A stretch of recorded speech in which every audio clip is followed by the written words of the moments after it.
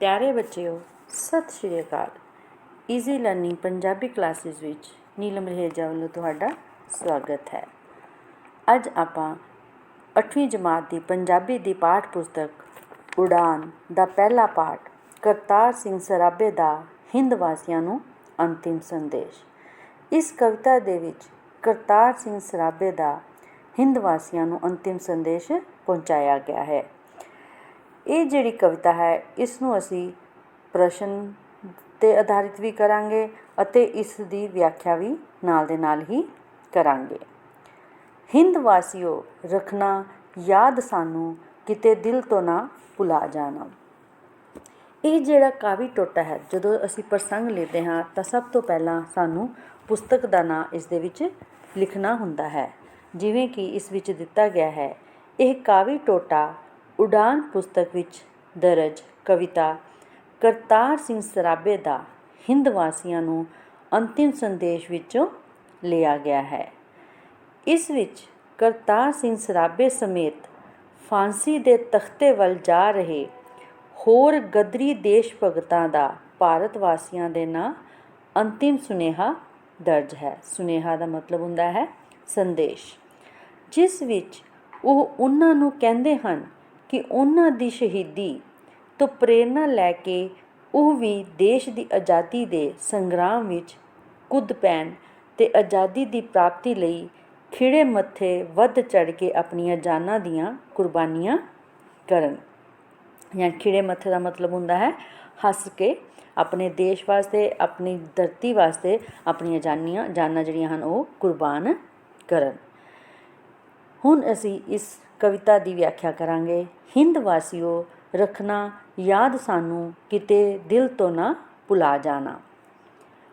ਦੇਸ਼ ਦੀ ਆਜ਼ਾਦੀ ਲਈ 1914 ਅਤੇ 15 ਵਿੱਚ ਸੰਘਰਸ਼ ਛੇੜਨ ਵਾਲੇ ਗਦਰੀ ਦੇਸ਼ ਭਗਤ ਜਦੋਂ ਫਾਂਸੀ ਦੇ ਤਖਤੇ ਵੱਲ ਜਾ ਰਹੇ ਸਨ ਤਾਂ ਉਹ ਆਪਣੇ ਵਤਨ ਹਿੰਦ ਦੇ ਵਾਸੀਆਂ ਦੇ ਨਾਂ ਆਪਣਾ ਅਖੀਰਲਾ ਮਤਲਬ ਅੰਤਿਮ ਸੰਦੇਸ਼, ਜਿਹਨੂੰ ਕਿਹਾ ਗਿਆ ਹੈ, ਕਵਿਤਾ ਦਾ ਨਾਮ ਹੀ ਹੈ ਅੰਤਿਮ ਸੰਦੇਸ਼, ਅਖੀਰਲਾ ਸੰਦੇਸ਼ ਦਿੰਦੇ ਹੋਏ ਕਹਿੰਦੇ ਹਨ ਕਿ ਹੇ ਸਾਡੇ ਦੇਸ਼ ਵਾਸੀਓ, ਤੁਸੀਂ ਸਾਡੀ ਅੰਗਰੇਜ਼ ਸਰਕਾਰ ਵਿਰੁੱਧ ਲੜਾਈ ਅਤੇ ਸ਼ਹੀਦੀ ਨੂੰ ਯਾਦ ਰੱਖਿਓ।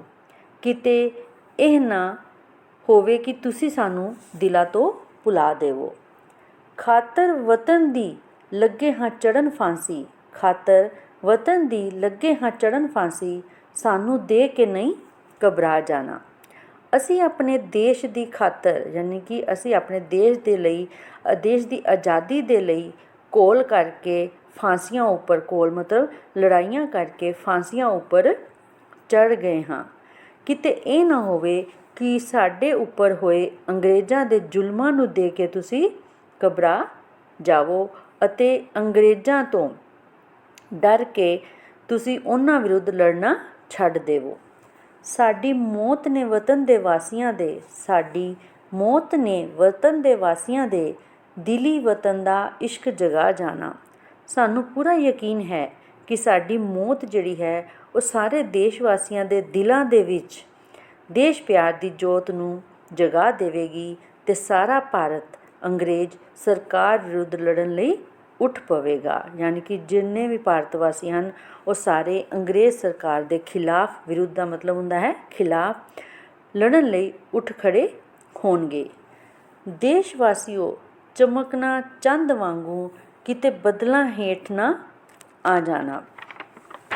ਇਸ ਦੇ ਵਿੱਚ ਇਹ ਕਿਹਾ ਗਿਆ ਹੈ ਕਿ ਹਿੰਦੁਸਤਾਨ ਦੀ ਆਜ਼ਾਦੀ ਲਈ ਲੜਨ ਵਾਲੇ ਜਿਨ੍ਹਾਂ ਦੇਸ਼ ਭਗਤਾਂ ਨੂੰ 1914 ਅਤੇ 15 ਵਿੱਚ ਅੰਗਰੇਜ਼ ਹਕੂਮਤ ਨੇ ਫਾਂਸੀਆਂ ਉੱਪਰ ਟੰਗ ਕੇ ਸ਼ਹੀਦ ਕਰ ਦਿੱਤਾ ਸੀ, ਉਹ ਫਾਂਸੀ ਦੇ ਤਖਤੇ ਵੱਲ ਜਾਂਦੇ ਹੋਏ ਆਪਣੇ ਦੇਸ਼ ਵਾਸੀਆਂ ਦੇ ਨਾਂ ਆਪਣਾ ਅਖੀਰਲਾ ਸੁਨੇਹਾ ਦਿੰਦੇ ਹੋਏ ਕਹਿੰਦੇ ਹਨ ਕਿ ਹੇ ਸਾਡੇ ਦੇਸ਼ ਵਾਸੀਓ, ਤੁਸੀਂ ਅੰਗਰੇਜ਼ ਸਰਕਾਰ ਦੁਆਰਾ ਸਾਡੇ ਉੱਪਰ ਕੀਤੇ ਜ਼ੁਲਮਾਂ ਨੂੰ ਦੇਖ ਕੇ ਡਰ ਨਾ ਜਾਣਾ। ਕਰਕੇ ਦੇਸ਼ ਦੇ ਨਾਲ ਧਰੋ ਯਾਰੋ, ਦਾਗ ਕੌਮ ਦੇ ਮੱਥੇ ਨਾ ਲਾ ਜਾਣਾ। ਯਾਨੀ ਕਿ ਅਸੀਂ ਚਾਹੁੰਦੇ ਹਾਂ ਕਿ ਤੁਸੀਂ ਦੇਸ਼ ਭਗਤੀ ਦੇ ਆਕਾਸ਼ ਦੇ ਵਿੱਚ ਚੰਦ ਵਾਂਗ ਚਮਕਦੇ ਰਹੋ, ਤੁਹਾਨੂੰ ਕੋਈ ਬੱਦਲ ਆਪਣੇ ਹੇਠਾਂ ਨਾ ਲੈ ਲਵੇ। ਭਾਵ ਇਹ ਨਾ ਹੋਵੇ ਕਿ ਕਿਸੇ ਖੁਦਗਰਜੀ ਦੇ ਲਾਲਚ ਵਿੱਚ ਗੱਦਾਰੀ ਦੇ ਬੱਦਲ ਹੇਠਾਂ ਆ ਕੇ ਤੁਸੀਂ ਆਪਣੀ ਦੇਸ਼ ਭਗਤੀ ਅਤੇ ਕੁਰਬਾਨੀ ਦੀ ਚਮਕ ਗੁਆ ਬੈਠੋ। ਅਜਿਹਾ ਕਰਕੇ ਤੁਸੀਂ ਆਪਣੇ ਦੇਸ਼ ਦੇ ਨਾਲ ਧਰੋਹ ਨਹੀਂ ਕਰਨਾ। ਧਰੋਹ ਦਾ ਮਤਲਬ ਹੁੰਦਾ ਹੈ ਧੋਖਾ ਨਾ ਕਰਨਾ। ਕਿਤੇ ਅਜਿਹਾ ਨਾ ਹੋਵੇ ਦਾਗ ਕੌਮ ਦੇ ਮੱਥੇ ਨਾ ਲਾ ਜਾਣਾ। ਕਿਤੇ ਅਜਿਹਾ ਨਾ ਹੋਵੇ ਕਿ ਤੁਸੀਂ ਸਾਡੇ ਦਿੱਤੇ ਦੇਸ਼ ਭਗਤੀ ਅਤੇ ਕੁਰਬਾਨੀ ਦੇ ਪਾਠ ਨੂੰ ਭੁੱਲ ਕੇ ਦੇਸ਼ ਦਰੋਹ ਕਰ ਬੈਠੋ ਅਤੇ ਇਸ ਤਰ੍ਹਾਂ ਕੌਮ ਦੇ ਮੱਥੇ ਉੱਪਰ ਬਦਨਾਮੀ ਦਾ ਦਾਗ ਲੁਆ ਬੈਠੋ। ਮੁੱਲਾ ਸਿੰਘ ਕਿਰਪਾਲ ਨਵਾਬ ਵਾਂਗੂ ਅਮਰ ਸਿੰਘ ਨਾ ਕਿਸੇ ਕਹਾ ਜਾਣਾ। ਯਾਨੀ ਕਿ ਇਸ ਦੇ ਵਿੱਚ ਇਹ ਕਿਹਾ ਗਿਆ ਹੈ ਕਿ ਮੁੱਲਾ ਸਿੰਘ ਉਹਨਾਂ ਦੇ ਜਿਹੜੇ ਕੰਮ ਹਨ ਇਹੋ ਜਿਹੇ ਦੇਸ਼ ਦਰੋਹੀ ਜਿਹੜੇ ਕਿ ਮੁੱਲਾ ਸਿੰਘ ਹਨ, ਕਿਰਪਾਲ ਸਿੰਘ, ਨਵਾਬ ਖਾਂ ਅਤੇ ਅਮਰ ਸਿੰਘ ਵਰਗੇ ਗੱਦਾਰਾਂ ਨੇ ਕੀਤੇ ਹਨ। ਉਹ ਦੇਸ਼ ਦਰੋਹੀ ਸਨ। ਉਹਨਾਂ ਨੇ ਗੱਦਾਰੀਆਂ ਦੇ ਇਨਕਲਾਬੀ ਪ੍ਰੋਗਰਾਮਾਂ ਦੀ ਸੂ ਮਤਲਬ ਉਹਨਾਂ ਬਾਰੇ ਜਿੰਨੇ ਵੀ ਇਨਕਲਾਬੀ ਪ੍ਰੋਗਰਾਮ ਸਨ ਉਹਨਾਂ ਦੀ ਜਾਣਕਾਰੀ ਜਿਹੜੀ ਸੀ ਉਹ ਸਰਕਾਰ ਨੂੰ ਦਿੱਤੀ ਸੀ ਅਤੇ ਉਹ ਸੂ ਜਿਹੜੀ ਉਹਨਾਂ ਦੇ ਰਾਹੀਂ ਹੀ ਦੇਸ਼ ਨਾਲ ਉਹਨਾਂ ਨੇ ਕੀ ਕੀਤਾ ਸੀਗਾ, ਧਰੋਹ ਕਰਕੇ ਆਪਣਾ ਨਾਂ ਬਦਨਾਮ ਕੀਤਾ ਹੈ। ਹੇ ਸਾਡੇ ਦੇਸ਼ ਵਾਸੀਓ, ਤੁਸੀਂ ਅਜਿਹਾ ਨਾ ਕਰਨਾ। ਜੇਲਾਂ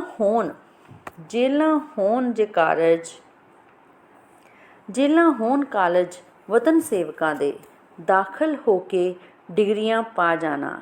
ਇਸ ਕਾਵਿ ਟੋਟੇ ਦੇ ਵਿੱਚ ਇਹ ਦੱਸਣ ਦੀ ਕੋਸ਼ਿਸ਼ ਕੀਤੀ ਗਈ ਹੈ ਕਿ ਕਰਤਾਰ ਸਿੰਘ ਸਰਾਭੇ ਸਮੇਤ ਫਾਂਸੀ ਦੇ ਤਖਤੇ ਵੱਲ ਜਾ ਰਹੇ ਹੋਰ ਗੱਦਾਰੀ ਦੇਸ਼ ਭਗਤਾਂ ਦਾ ਭਾਰਤ ਵਾਸੀਆਂ ਦੇ ਨਾਂ ਅੰਤਿਮ ਸੁਨੇਹਾ ਦਰਜ ਹੈ, ਜਿਸ ਵਿੱਚ ਉਹ ਉਹਨਾਂ ਨੂੰ ਕਹਿੰਦੇ ਹਨ ਕਿ ਉਹਨਾਂ ਦੀ ਸ਼ਹੀਦੀ ਤੋਂ ਪ੍ਰੇਰਨਾ ਲੈ ਕੇ ਉਹ ਦੇਸ਼ ਦੀ ਆਜ਼ਾਦੀ ਦੇ ਸੰਗਰਾਮ ਵਿੱਚ ਕੁੱਦ ਪੈਣ ਅਤੇ ਆਜ਼ਾਦੀ ਦੀ ਪ੍ਰਾਪਤੀ ਲਈ ਖਿੜੇ ਮੱਥੇ ਵੱਧ ਚੜ੍ਹ ਕੇ ਆਪਣੀਆਂ ਜਾਨਾਂ ਦੀਆਂ ਕੁਰਬਾਨੀਆਂ ਕਰਨ। ਇਸ ਦੀ ਵਿਆਖਿਆ ਇਸ ਤਰ੍ਹਾਂ ਕੀਤੀ ਜਾਵੇਗੀ, ਜੇਲਾਂ ਹੋਣ ਕਾਲਜ ਵਤਨ ਸੇਵਕਾਂ ਦੇ ਦਾਖਲ ਹੋ ਕੇ ਡਿਗਰੀਆਂ ਪਾ ਜਾਣਾ।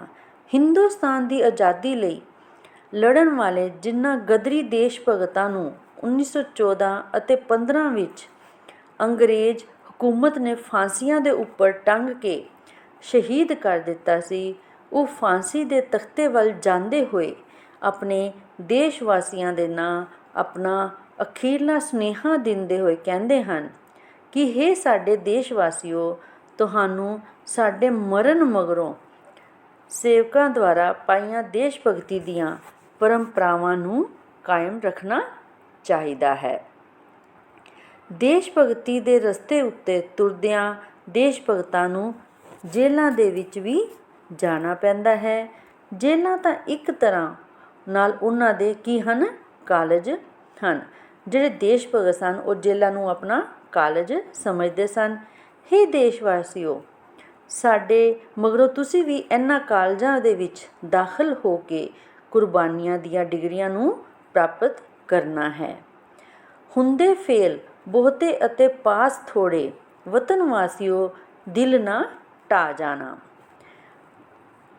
ਇਹਨਾਂ ਕਾਲਜਾਂ ਦੇ ਵਿੱਚ ਦਾਖਲ ਹੋਣ ਵਾਲਿਆਂ ਵਿੱਚੋਂ ਬਹੁਤ ਘੱਟ ਪਾਸ ਹੁੰਦੇ ਹਨ, ਪਰ ਫੇਲ ਬਹੁਤੇ ਹੁੰਦੇ ਹਨ। ਅਰਥਾਤ ਜੇਲਾਂ ਦੀਆਂ ਸਖਤੀਆਂ ਨੂੰ ਸਹਿਣ ਵਾਲੇ ਅਤੇ ਸਿੱਦਤ ਵਿੱਚ ਪੱਕੇ ਰਹਿਣ ਵਾਲੇ ਘੱਟ ਹੀ ਨਿਕਲਦੇ ਹਨ, ਪਰ ਹੌਸਲਾ ਹਾਰ ਜਾਣ ਵਾਲੇ ਬਹੁਤੇ ਹੁੰਦੇ ਹਨ। ਪਿਆਰੇ ਵੀਰ ਨੂੰ ਚੱਲੇ ਹਾਂ ਅਸੀਂ ਜਿੱਥੇ, ਐਸੇ ਰਸਤਿਓਂ ਤੁਸੀਂ ਵੀ ਆ ਜਾਣਾ। ਪਰੰਤੂ ਤੁਸੀਂ ਸਿੱਦਕ ਵਿੱਚ ਪੱਕੇ ਰਹਿ ਕੇ ਜੇਲ੍ਹ ਦੇ ਇਮਤਿਹਾਨਾਂ ਨੂੰ ਪਾਸ ਕਰਿਓ।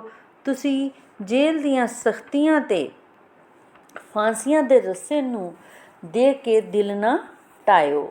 ਯਾਨੀ ਕਿ ਢਾਇਓ ਦਾ ਮਤਲਬ ਹੁੰਦਾ ਦਿਲ ਨੂੰ ਛੋਟਾ ਨਾ ਕਰਿਓ। ਹੇ ਭਰਾਵੋ, ਪਿਆਰੇ ਵੀਰ ਨੂੰ ਚੱਲੇ ਹਾਂ ਅਸੀਂ ਜਿੱਥੇ, ਐਸੇ ਰਸਤਿਓਂ ਤੁਸੀਂ ਵੀ ਆ ਜਾਣਾ।